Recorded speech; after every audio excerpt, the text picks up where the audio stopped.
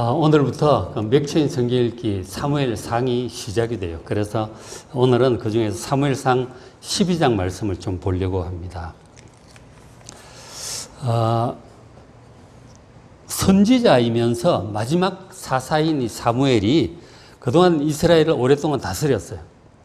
그런데 이제 이스라엘의 첫 왕인 사울이 왕으로서 자리를 잡아가는 내용이 오늘 사무엘상 12장 내용이라고 할 수 있습니다. 자, 사무엘상 8장 4절에 보면 이런 말씀이 있어요. 이스라엘의 모든 장로가 사무엘에게 나아가서 백성들의 대표가 지도자인 사무엘에 갔죠. 이르되 보소서, 당신은 늙고 당신의 아들들은 당신의 행위를 따르지 아니하니 그렇게 의롭고 바르게 하지 않습니다. 그래서 모든 나라같이 주변에 있는 여러 나라들처럼 우리에게도 왕을 세워서 우리를 다스리게 달라고 그렇게 요청을 하게 되었습니다. 원래 사무엘이 이제 선지자고 그리고 마지막 사사였어요. 사사로서 블레셋의 압제로부터 나라를 구해냈죠. 잘 구해냈고, 그리고 오랫동안 백성들을 하나님 말씀을 따라 잘 이끌었습니다. 그러나 사무엘은 이제 나이가 들었고, 그리고 그의 아들들은 영 믿음직스럽질 못했어요. 그래서 백성들이 사무엘에게 주위 나라들처럼 자기 나라 이스라엘에도 왕을 세워달라고 요청을 하게 되었던 것이죠. 그래서 사무엘이 하나님께 기도하고 그 지시를 따라서 제비 뽑기로 사울을 왕으로 뽑습니다. 그때 투표 이런 거 없죠. 그래서 12지파 중에 대표가 뽑고 각 그 지파 안에서 베냐민 지파 안에서 가문 단위로 뽑고, 그리고 그 가문 안에서 개인적으로 뽑아가지고 사울이 뽑힌 거죠. 그래서 왕이 되었습니다. 근데, 그래서 뽑히긴 했는데 그게 하나님의 뜻을 따라 뽑힌 것이죠. 사울은 키도 크고 잘생기고 그리고 아주 용맹한 군사적인 훌륭한 리더십이 있는 그런 사람이었던 것이죠. 그래서 이제 왕으로 뽑히고 얼마 지나지 않아서 암몬 왕 나하스가 공격을 해옵니다. 그때 이 사울 왕이 앞장서서 나라를 잘 지켜낸 것이죠. 그 백성들이 모두 정말 왕 잘 세웠다, 굉장히 기뻐합니다. 그래서 이제 그 암몬을 물리치고 사무엘상 11장 14절에 사무엘이 백성들에게 얘기를 합니다. 오라, 우리가 길갈로 가서 나라를 새롭게 하자. 그래서 모든 백성이 길갈로 가서 거기서 여호와 앞에서 사울을 왕으로 삼고 다시 한 번 이 왕을 정식으로 그렇게 대관식을 합니다. 길갈에서 여호와 앞에 화목제를 드리고 사울과 이스라엘 모든 사람이 거기서 크게 기뻐합니다. 이것은 이제 그리고는 이제 거기서 사무엘 선지자의 사사가 백성들에게 이제 마지막 교훈을 이제 하는 것이죠. 그 내용이 오늘 볼 12장입니다. 그래서 이제 이제 상황 흐름상 이렇게 볼 때 그동안은 이제 왕으로 세우긴 했지만 그 앞에 읽어보시면은 사울이 가서 농사도 하고 있고 막 그래요. 뭔가 체계가 안 서 있는 그런 상황인 것이죠.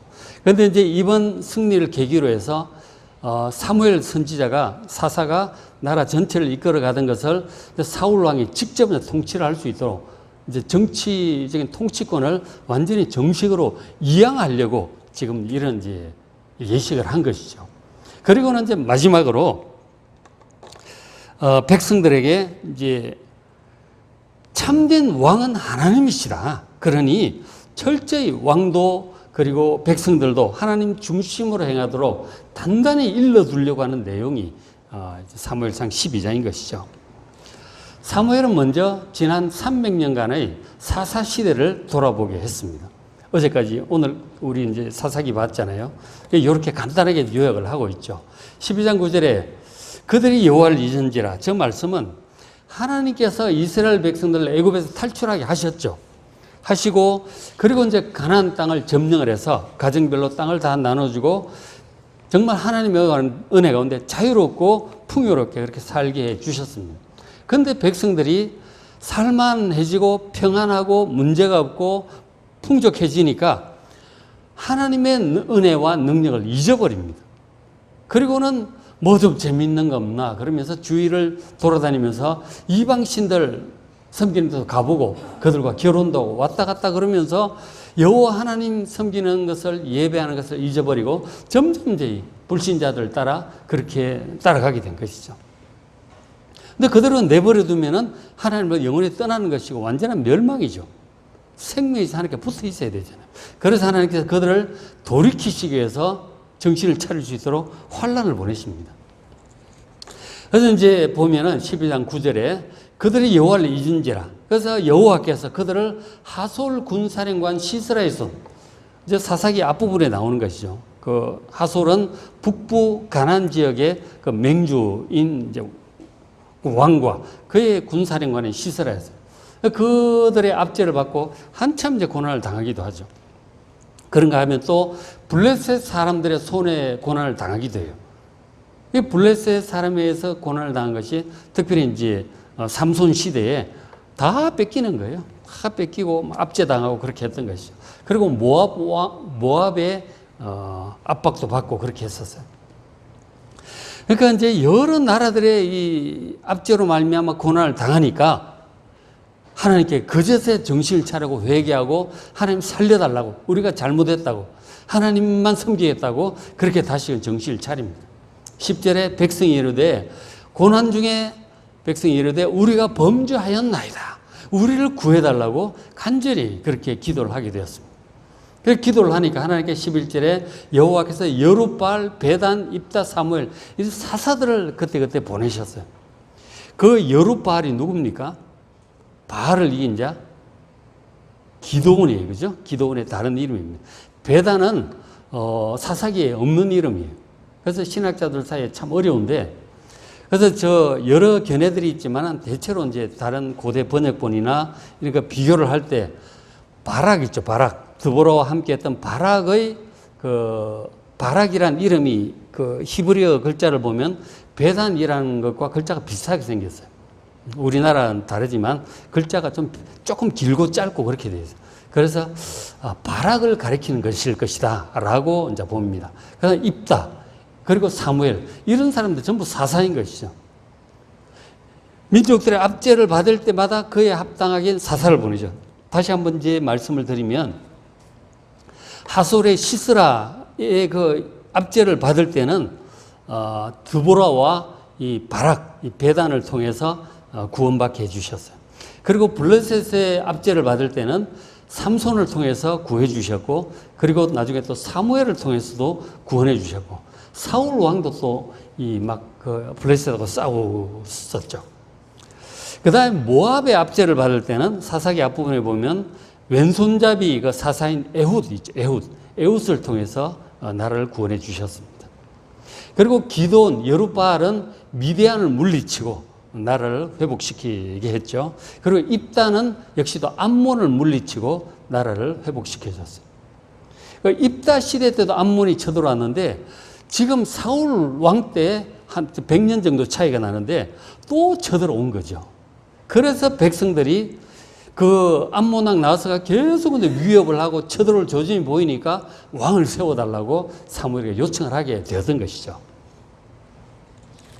그래서 이제 12장 12절, 너희가 암몬 자손의 그 앞부분 잠깐 봐야겠네, 그죠? 끝에 11절, 여호와께서 여룻바알, 베단, 입단, 사무엘 보내사 너희를 건져내사 안전하게 살게 하셨어요. 그 백성들이 하나님을 버리고 세상적으로 흘러가면 돌아오게 하기 위해서 환난을 보내시는 거죠. 환난의 이유는 백성들이 하나님을 등지고 세상으로 멀리 떠나가니까 돌아오게 하려고 환난을 보내시는 거예요. 그러니까 하나님께 잘 붙어 있으면 그런 환난은 오지 않는 것이죠.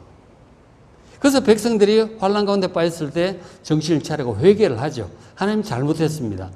우상을 섬기고 다른 것들 따라가고 세상을 따라간 것 용서하여 주시옵소서. 회개하면 하나님께서 사사를 또 보내주시는 거예요. 그 사사를 통해서 나를 다시 회복시켜 주시니까 다시 평안해지는 거죠. 그러니까 핵심은 확실해요. 사사기 전체 메시지는 하나님께 딱 붙어 있으면 평안하고, 우리가 하나님을 등을 돌리고 좀 멀리 떠나가면 환난이 오는 것이죠. 연속적으로 오는 거예요. 뭐 3년, 5년, 10년 막 오는 거죠. 그 환난 중에 회개하면 하나님께서 다시 회복시켜 주시는 것이죠. 그게 하나님 백성들의 삶의 공식이다 하는 것이죠. 여러분 하나님께 딱 붙어서 하나님 중심으로 살아가는 여러분 되시기를 축원합니다. 그러면 평안해요. 뭔가 우리가 하나님께로부터 멀리하고 다른 것들 따라가고 세상적으로 흘러가고 그렇게 하니까 이 환란이 오게 되는 것이죠. 그거는 뭐 만구불변의 진리다. 그렇게 이제 잘 살게 하셨죠. 하나님께 붙어 있으면 문제 없는 거죠. 그래서 잘 살게 하셨는데 12장 11절 너희가 암몬 자손의 형 나하스가 100년 만에 지금 또 온 거예요. 너희를 치러옴을 보고 자꾸 위협하는 그런 조짐이 보였던 것이죠. 그래서 너희 하나님 여호와께서는 너희의 왕이 되심에도 불구하고 하나님이 하나님 백성들의 왕이에요. 잘 보호하시고 다스리시고 인도하시는 거예요. 하나님께서 우리의 왕이신데도 불구하고 백성들이 뭐라고 하느냐. 너희가 내게 이르기를 사무엘에게 말하기를 아니다. 우리를 다스릴 왕이 있어야 되겠다. 왕이 있어야 되겠다. 우리는 왕이 없어가지고 우리를 지켜줄 유능한 왕이 없어가지고 우리가 주변 나라들한테 맨날 당한다는 거예요. 환란을 당한다는 것이죠. 환란을 당하는 이유가 왕이 없어서 그렇다는 거예요. 아니죠. 하나님을 떠나가니까 그런 거예요. 우리가 하나님께 붙어 있는 동안 하나님께서 왕으로 잘 지켜주시는 것입니다. 그 지난 300년의 그 사사 시대의 그 교훈인 것이죠. 왕이 없어서 환란을 당하는 것이 아니고 백성들이 하나님께로부터 멀어지니까 환란이 오는 거라면 하나님께서 보내신 거죠. 근데 무슨 왕을 그런 게 아니단 말이죠. 그러니까 우리가 어떤 일이 생겼을 때 상황 분석을 잘 하셔야 됩니다. 상황을 지금 잘못 판단하고 있는 거죠. 왕이 없어서 문제다 하는 거예요. 아니다 하는 거예요. 하나님을 떠나가니까 하나님께서 환란을 보내신 거예요. 이걸 거꾸로 생각하지 않도록 성경 말씀을 믿으시길 바랍니다. 그렇죠? 어쨌든 백성들이 고집을 하는 거죠. 왕 대신 하나님을 믿지 못하고 눈에 안 보이니까 잘 안 믿어지고 믿음도 약해지는 거죠. 그래서 눈에 보이는 왕, 유능한 왕을 세워주시면 왕이 우리를 잘 지켜줄 거다.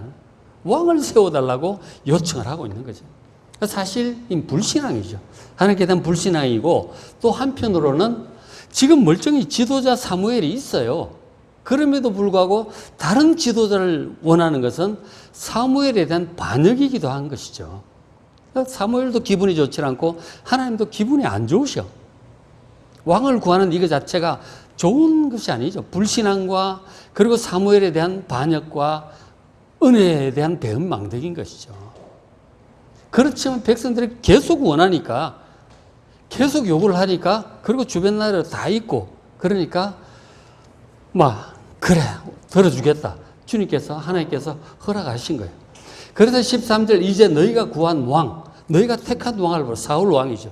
여호와께서 너희 왕을 세우셨고 그리고 감사하게도 이 유능한 사울을 통해서 백성들이 원하던 대로 나라를 이 모압 왕으로부터 잘 지켜낸 거죠. 백성들이 참 왕을 잘 세웠구나. 이제 그렇게 생각을 하고 있는 거죠. 그러나 사실은 하나님께 대한 불신앙이고 그 사무엘에 대한 반역의 마음이라고 하는 죄인 것도 사실인 것이죠. 자, 문제는 이제 왕을 세우긴 세웠는데 이제 어떻게 해야 되느냐가 중요하다는 거죠.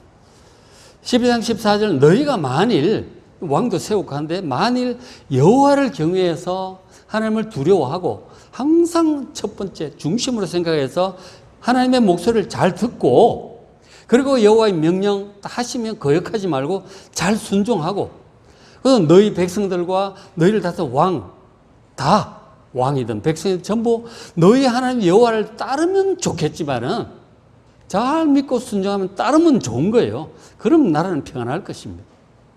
하나님을 경외하고 하나님의 목소리를 잘 듣고 명령을 거역하지 말고 그리고 하나님을 잘 따르면 만사 오케이예요.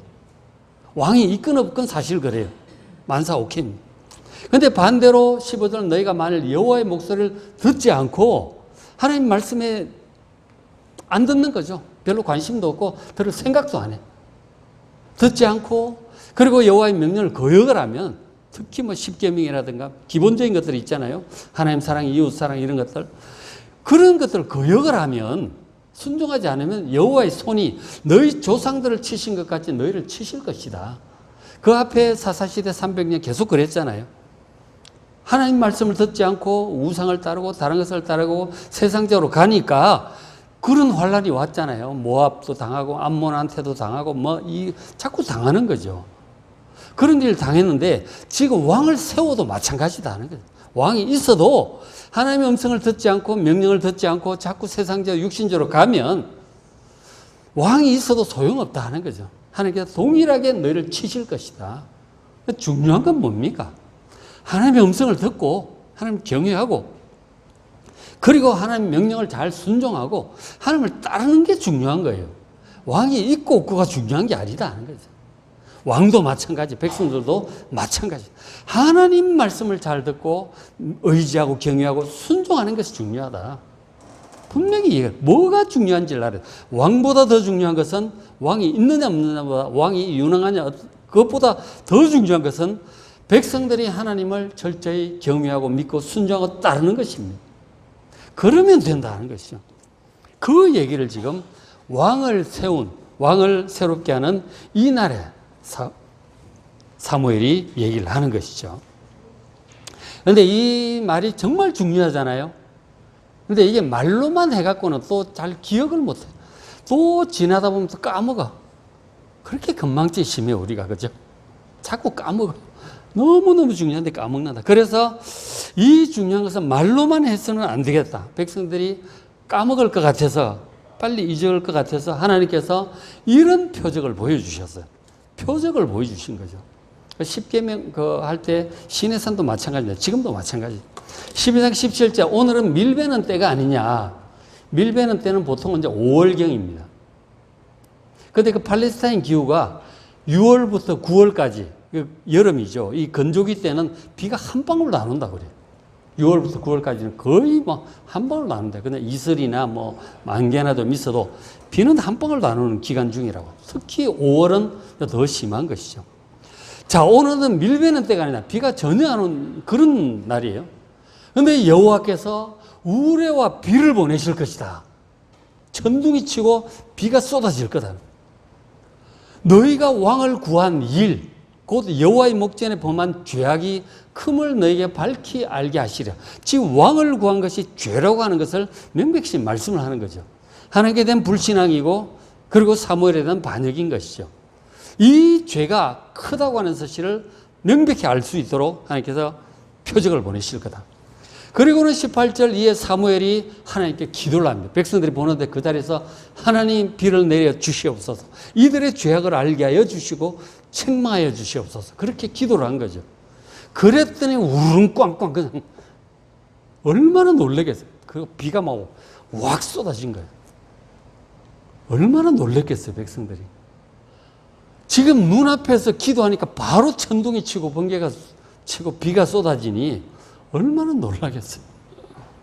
하나님께서 백성들로 하여금 지금 이 사무엘이 하는 말이 진짜 하나님의 말씀임을 분명히 기억하고 믿고 기억하고 따르라고 하는 것이죠. 표적을 보여주신 것이죠. 그렇죠? 백성들이 그걸 보고 얼마나 두려워해요. 모든 백성이 여호와와 사무엘을 크게 두려워하냐.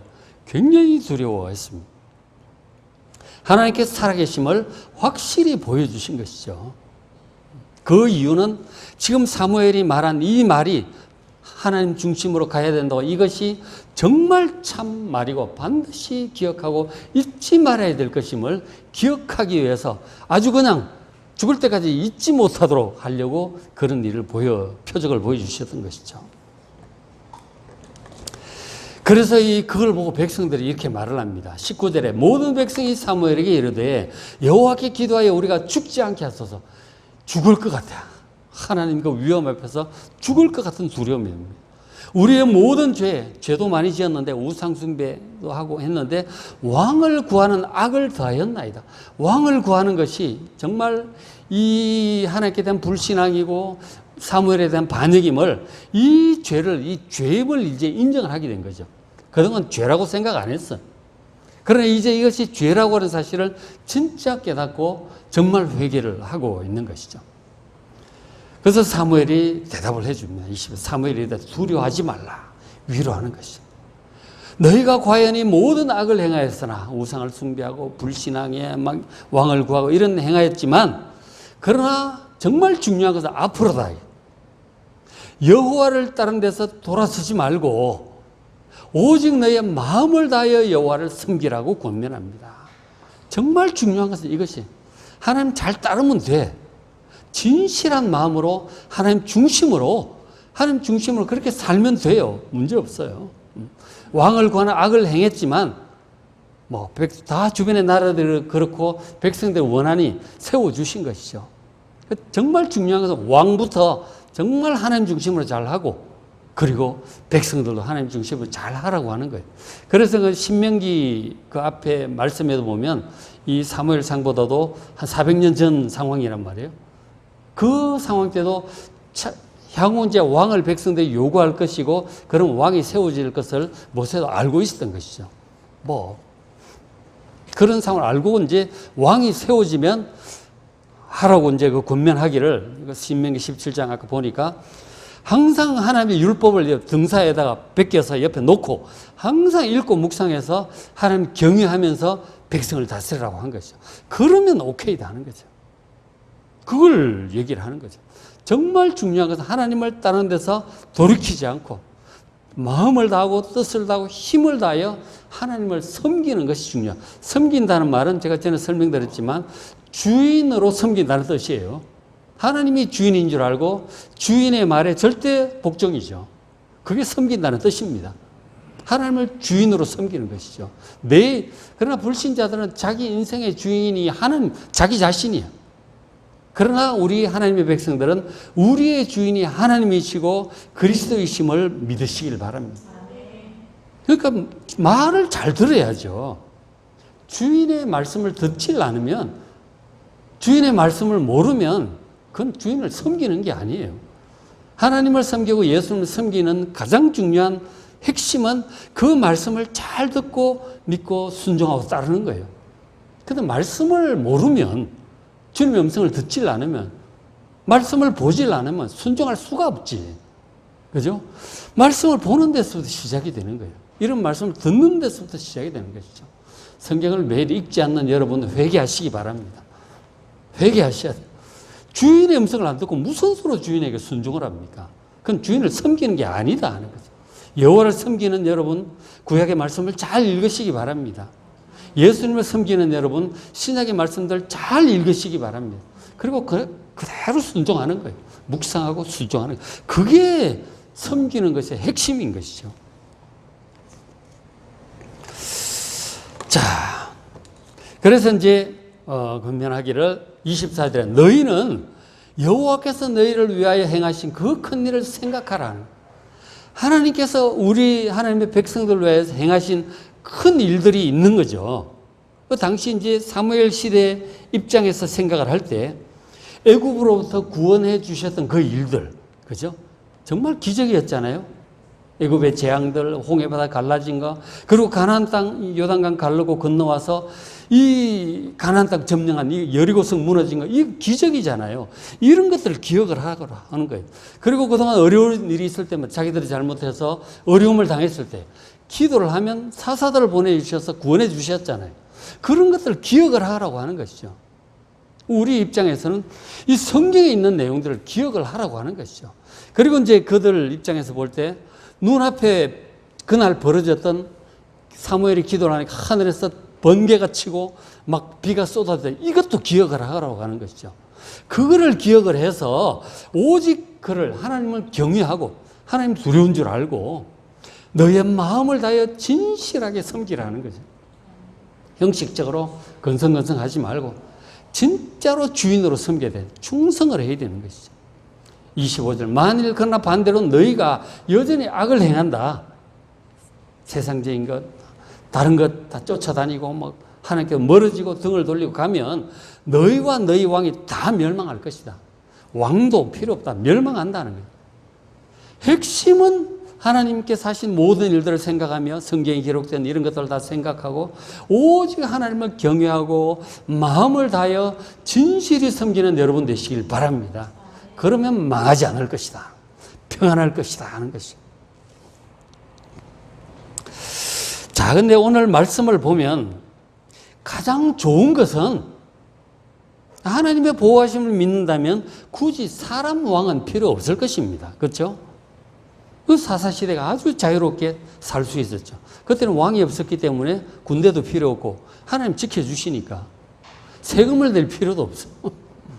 그리고 뭐 아들들 뭐 군대에 끌려갈 일도 없고 하나님께 지켜주시는데 너무 자유롭고 평안하고 좋은 거죠. 사실은 그게 가장 이상적이에요. 하나님을 믿는다면 그렇게 자유롭고 평안할 수가 없습니다. 그런데 문제는 하나님이 보이지 않는다고 잘 안 믿어지는 거죠. 잘 안 믿어지기 때문에 유능한 사람 왕을 세워서 의지하겠다는 것은 이 진짜 왕이신 하나님을 제대로 믿지 않는 불신앙의 죄라고 할 수 있습니다. 자, 그 이제 왕이 없이 하나님만 의지하고 사는 게 사실 제일 좋은 거예요. 그런데 사사기 끝에 사사시대 말기에 이런 문제가 있는 것도 또 사실이었어. 자, 사사기 마지막 절입니다. 21장 25절에 그때에 이스라엘의 왕이 없으므로 사람이 각기 조견에 각각 자기 소견에 옳은 대로 행했다. 이게 사사시대의 문제점임을 또 얘기를 해주고 있습니다. 그러니까 백성들을 바른 길로 인도할 왕이 없어서 백성들이 제각기 자기 생각대로만 중구난방으로 하는 것이죠. 그러다 보니까 하나님을 섬긴다고 하면서 단 지파 같은 경우는 미가라고 하는 사람이 만든 은으로 된 우상이 있었는데 그것을 자기 여호와 하나님이라고 섬겨요. 금송아지 나중에 뭐 북이스라엘 만들기 전부터 은 신상을 단 지파는 여호와 하나님이라고 섬겼다니까. 그걸 여호와 하나님이라고 섬기고 제사장 데려다가 그거 막 하고 있는 거예요. 그걸 이게 잘못됐다는 사실을 가르쳐주는 사람이 없으니까 인도하는 왕이 없으니까 이제 그렇게 된 것이다. 그리고 베냐민 지파 같은 경우는 사사기 말기에 성적으로 타락해가지고 막 지파가 거의 없어질 위기에 처하기도 했습니다. 그래서 이 백성들이 죄악에 빠지지 않고 바르게 하나님을 섬길 수 있도록 백성들을 인도할 왕의 필요성을 어느 정도 느끼게 된 것이죠. 백성들이 하나님을 제대로 믿고 바르게 섬긴다면 사람 왕이 굳이 없어도 좋겠지만 백성들의 죄악성과 그 무지함으로 인해서 백성들을 인도할 좋은 왕이 필요해지는 것이죠. 그렇죠? 어떻게 보면 왕이라고 하는 게 필요악과 같은 그런 느낌이 있는 것이죠. 결국은 인간의 죄악성으로 말미암아 왕이 필요하게 되는 그런 측면이 있는 거죠.